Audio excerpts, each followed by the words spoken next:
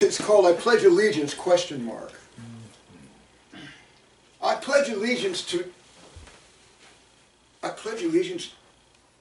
a flag? I can't pledge allegiance to a flag. But wait, there's more. I pledge allegiance to the flag of the United States of America. Right, the stars and stripes. I get that. But this, and to the republic for which it stands. The flag stands for a political state. Huh, now wait. Something about that feels like a warning, like something's fishy. The salesman's kind of swarmy. Do they mean allegiance to a system? Or is it a government they're assisting to exist by requiring citizens to repeat this myth, one nation under God, that's General Eisenhower's riff, with liberty and justice for all? We learned to say that from an early age. We might add amen as we did then when I was a boy back in my school days. No, wait, that's not true. It was the Lord's Prayer we said amen to, but they ran together like two watercolors, with one considered holy as the other. And so we learned the flag and the Bible were one and the same, never meant to be rivals.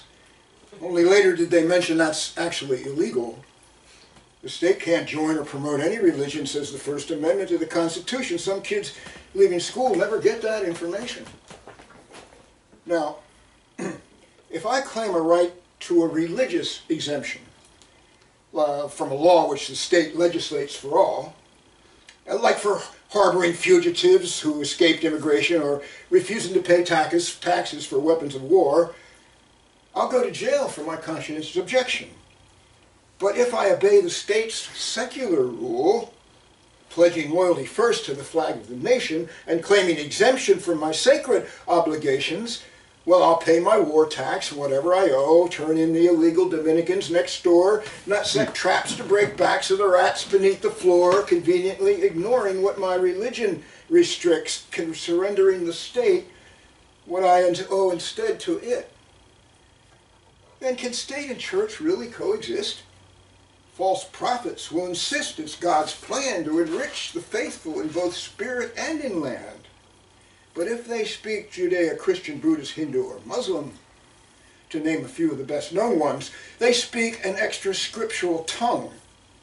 Simplicity, even poverty, is preferable spiritually to all the gold the Vatican holds against the odds of security in eternity.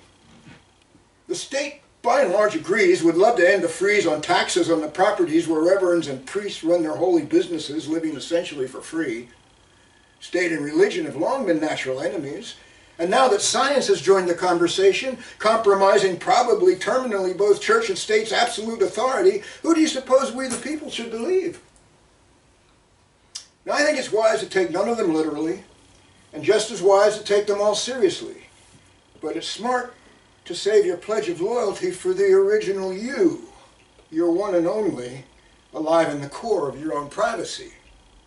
That's the one in me I like talking to, who demands no pledge to a partisan flag or insists a church I must go to, but asks only patience, trust, and surrender to faith that before it's too late, relief of my need will arrive as requested, especially if I ignore my objections. Call it conscience, call it obstinance, say I'm hostile to authority, refusing to cooperate, but neither church, nor state, nor upstart science has permission to invade or override my right to the sovereignty of my own mind, lest I betray the one who looks out through my eyes.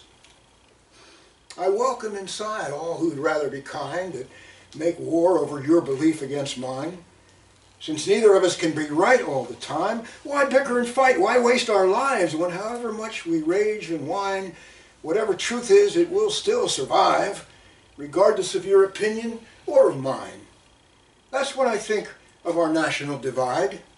We're willing to die insisting we're right, as if Earth doesn't support both day and the night.